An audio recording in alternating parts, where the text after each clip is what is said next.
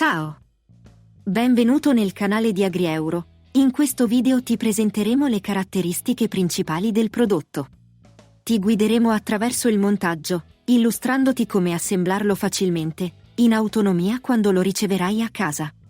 Ma prima di iniziare, voglio ricordarti che AgriEuro è l'unico e-commerce che permette una fornitura completa di pezzi di ricambio per tutta la vita del tuo prodotto. In caso di necessità, per riparazioni o assistenza, offriamo un supporto completo, grazie a una maxi officina interna, o attraverso uno dei 400 centri assistenza partner, sparsi in Europa. Ma ora, vediamo le caratteristiche principali del nostro prodotto. Il motocoltivatore Euromec Blitz 70 è progettato per attività agricole professionali e per lavorazioni continuative anche in condizioni impegnative. È equipaggiato con un motore diesel Jagmur di 300 da 296 cm3 e 7 cavalli. La trasmissione con 3 marce avanti e 3 retromarce permette di adattare la velocità alle diverse esigenze operative.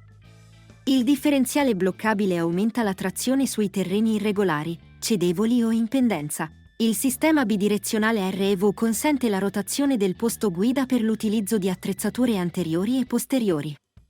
Le stegole sono regolabili senza utensili in altezza, lateralmente e con rotazione di 180 gradi. Completano la dotazione il sistema antivibrazione AVS e l'aggancio rapido HBS, che permette la sostituzione delle attrezzature senza l'impiego di utensili.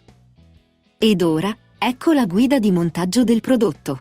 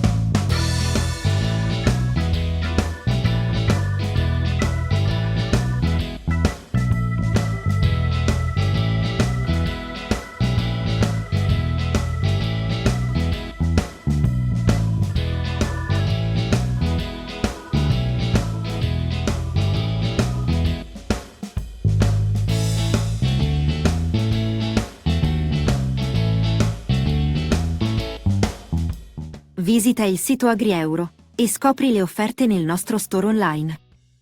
Clicca sul link in descrizione per saperne di più.